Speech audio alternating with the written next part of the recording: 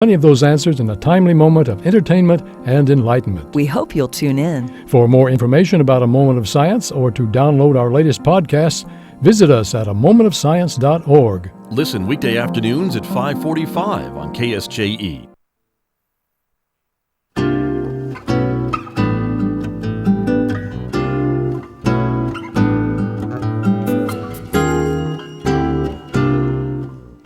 It's 8:25, Monday morning on KSJE. You're listening to the Scott Micklin Morning Program. And joining me now in our visual radio studio, Thomas Gonzales is here. He is the Rental Center Manager here at the San Juan College Health and Human Performance Center. Thomas, good morning.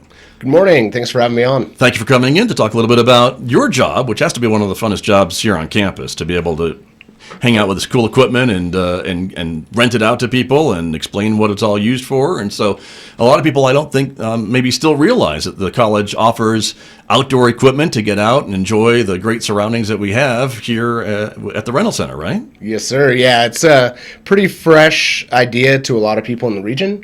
We have a lot of great natural resources, and so we just like to offer people a safe and easy way to take advantage of that. Right. And now, of course, with the seasons changing, you were telling me before we came on the air this morning that there's a lot of winter sports equipment that you all have, and in addition to the spring and summer stuff as well, correct? Yes, sir, that's correct. So we tend to slow down during the winters, but one of the big things that we've been trying to promote is the winter sports. We're within easy driving distance of most of the more wintry locations, and we do which I enjoy watching from afar when I see the snow on the mountains. I can enjoy it, but I don't have to go deal with it. But if people do want to go deal with it, you're the guy, right? Yes, sir. We have anything from snowshoes, cross-country skis, split board. So it's a snowboard that you can cross-country with. Really? It's divided in two parts. Interesting. And avalanche gear. Pretty much anything you could need for most of your outdoor recreation, even in the cold weather. Okay. And it's available to rent it for a day, an afternoon, a couple of days, a weekend? One of the nice things about our department is that whereas a lot of locations rent out gear by an hour basis or a day basis, we do go daily, but there isn't really much of a time requirement on them. So if you're taking a week-long snowshoe backpacking trip, we have most of the gear you would need, and you could take it for that period of time. Gotcha. And this is all fairly new gear. Is there some training that goes along with it? If I'm not quite up to speed on how it all works, can I get a little quick lesson before I load it into the car and take off into the mountains with it? Sure. One of the nice things about our department and our personnel is that most of us are either experienced members of the community when it comes to these activities, or we're trained in them by members of upper management or coworkers that we have. And part of what we do when a customer comes in is just assess their level of experience and offer advice ranging from safety to or how to make the trip more fun for them. Got you. And so this goes in addition to the other equipment that you have, as we mentioned, for some of the warmer times of the year or other times of the year. And so talk to me a little bit about some of that. I know mountain bikes are a big renter up there at the rental center, and what else? So mountain bikes are hugely popular. We actually have some great trails right here in town. Aztec has Alien Run, of course, well known. But in addition to that, we do a lot of watercraft, kayaks, whitewater and sea kayak style. Canoes, paddle boards, that's huge right now, or was before it got cold. Right. Rafts, and mostly that would be the majority of it, though we do carry other safety devices such as wetsuits, PFDs, helmets, to enhance those experiences. Perfect. Right. Exactly. And so do folks need to be a member of the HHPC to use the rental center, or can they just come in off the street and look for stuff that they need for their weekend getaway? So that's a question we actually get a lot. And the beautiful thing with the outdoor rental center is that our goal is to be a community-focused rental center. So you do not have to be a member of the college or the gym in order to come take advantage of these resources. So any member of the community can come in as long as you have an ID and form of payment. We're good to go. Okay. And I would think that these things are really great for folks who maybe have thought about like snowshoeing, for example, but don't want to make the investment of buying their own gear just yet to know if they really like it, or just kind of like it for a couple hours and then want to go to the lodge and have a hot chocolate or something. This seems to be a great option for them, so they're not having to invest in equipment until they decide they really, really like this pastime.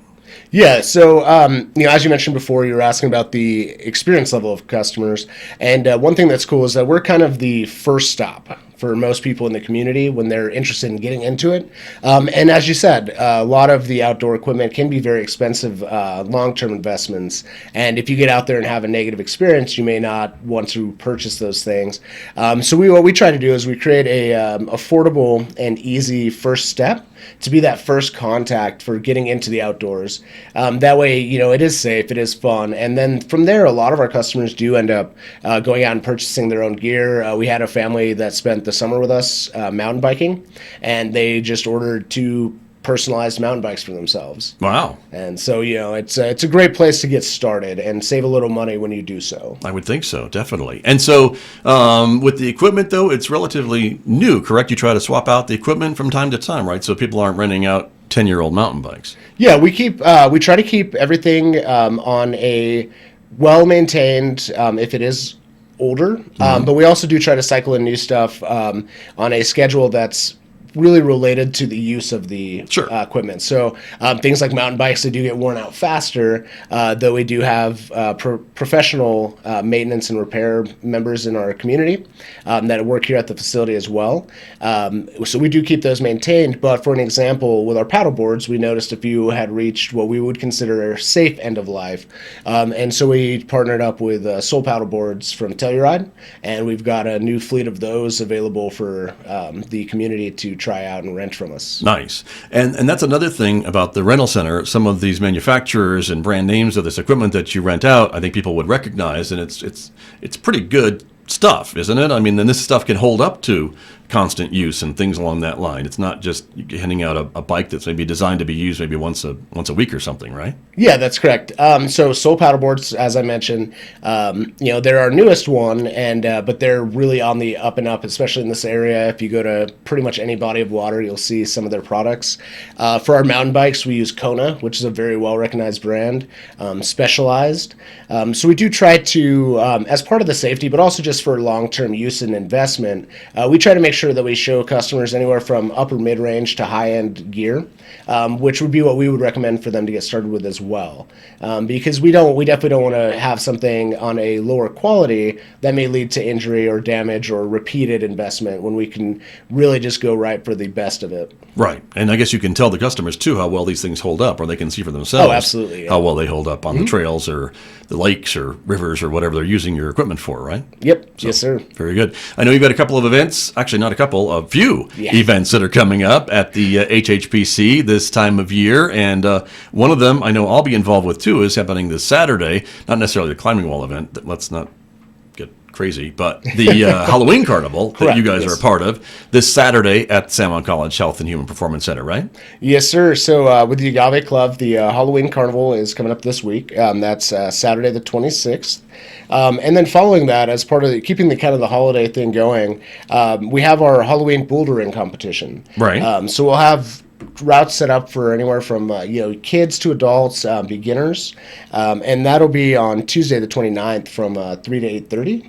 Okay. And then followed by just going right into November, we have our turkey toss. So that's the annual disc golf tournament that we host. Now, let me ask you about these events a little bit. So at Sure. the Halloween Carnival, I know I'll be there as part of the costume contest, which is always a huge thing. I know a lot of the other San Juan College groups are in the gymnasium setting up. There's booths and things like that for kids to try their skills and things along that line, and you'll be doing what? Just kind of helping out too? And I know the climbing wall is open. Yeah, so the rental center and its personnel will be there mostly just to help make sure things are going good, having fun. Some of us will be in costume. Others will be helping on the climbing wall, as you mentioned. That way we can ensure safe and fun activity that's a little different. I don't know where you can really go and get up on a climbing wall during Halloween besides our location. Right. So that's always cool to see. And then so the bouldering competition a couple days later, next Tuesday, is another actual competition. You've got age groups, right, that can compete against each other and things along that line. And it's always cool to kind of see a Spider-Man on the climbing wall. I'm really hoping that we do have someone dressed as Spider-Man for the climbing wall. Right. Our age groups are from 5 to 13 and 14 and up. Okay. But yeah, definitely, bring your costume, bring your climbing skills. And even if you are fresh for climbing, it's an excellent way to just kind of get out and have fun in the community and see what our facility's like. Sure. And then the disc golf tournament in November, which is coming up, the turkey toss. And you corrected me when I thought it was actually flinging turkeys at the we can try it. At the Frisbee golf baskets. And that's not how it works, everybody. But this is something that I know a lot of folks look forward to, right? Yes. So it is a very competitive. There's, again, there's still some range in the experience levels available. Right. But there's members of our community that are just fantastic disc golf players, including our own Roman here at the facility. And so a lot of people look forward to it. It draws in a really big crowd. We share food, we share the sport, and we just have a really good time. And it's a really busy time for us, but because some of us will be there all day. But the best part of it is just getting out there and enjoying our local environment and the community that's around us. Right. And so explain to us again the idea of the disc golf if folks have not yet taken advantage of it, because it's a really great sport. I mean, if you like golf and you like throwing discs, it's a combination of the two. Yes. So much like golf, you have instead of holes, you'll have baskets, and you'll move around the course. Some of them are more intricate. There's pars set for the difficulty of each of these sections. And so your goal is much like golf. You're trying to reach those baskets in the shortest amount of tosses. Now, if you're not familiar with it, the discs have different sizes and cuts. Anything from a putter, which is a more blunt, heavy object, up to a driver, which is some of them are really refined. They have really intricate edging or weighting on them. Myself, I'm an underhand thrower, so it's not just your normal Frisbee, swinging it from your chest forward. I actually toss underhand for my long drives. Okay. But I have a weird curve, so my hand, I kind of let it go, and it'll head hard left and then drop right. Interesting. So yeah, it's very strange, but and that's what's cool for the beginners is you can just get some of the basic rated, but you'll notice a difference with those discs. And, sure. A lot of us there are good resources to kind of educate people on those, and we have a few discs available at our shop. I think we have 3 sets currently, in case people are curious to try them out as well, and we can kind of show some technique. Okay.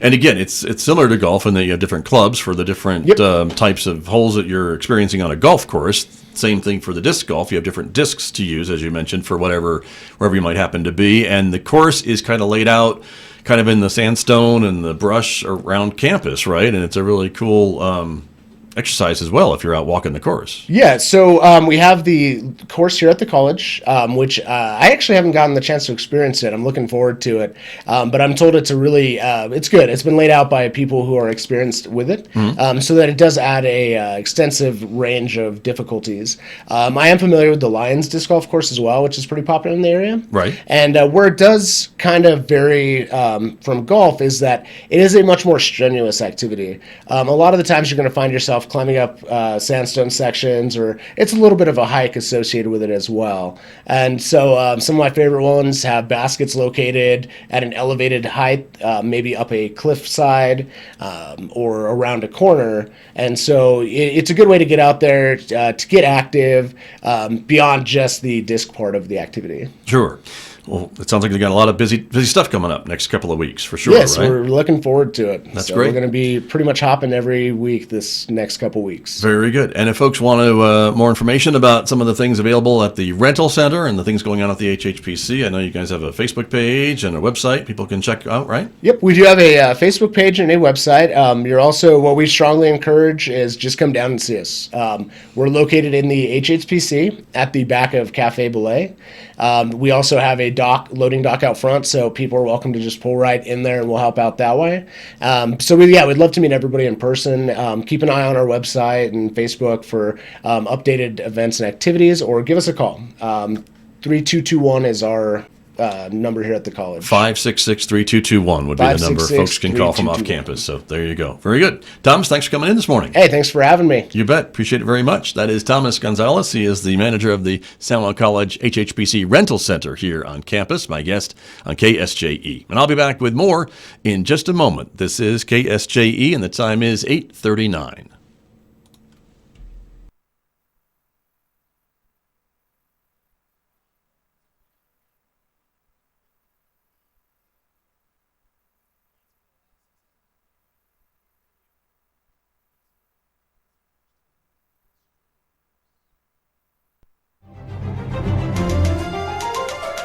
Hi, I'm Tracy Hales-Vass, writer, retired professor of creative writing, and founder of One Book, One Community.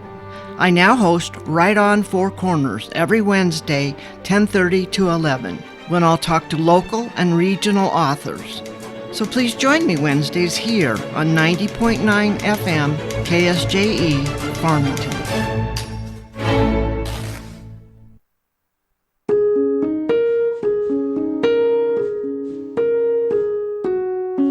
I'm Tracy K. Smith, and this is The Slowdown.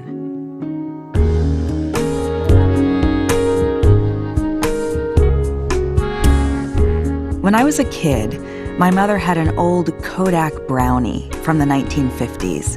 It was a camera made of pebbly black bakelite and brushed chrome.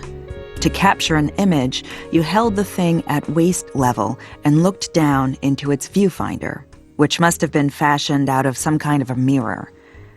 By the time I played with it, that camera was just a toy, a reminder of another era. The only evidence that it had ever worked came from all the photos of my parents in their youth that filled so many of our family albums. The reigning camera of the decade was the Polaroid SX70 instant camera, which spat 3-inch square images out of the front. Images we shook in the air and then watched slowly, magically come into view.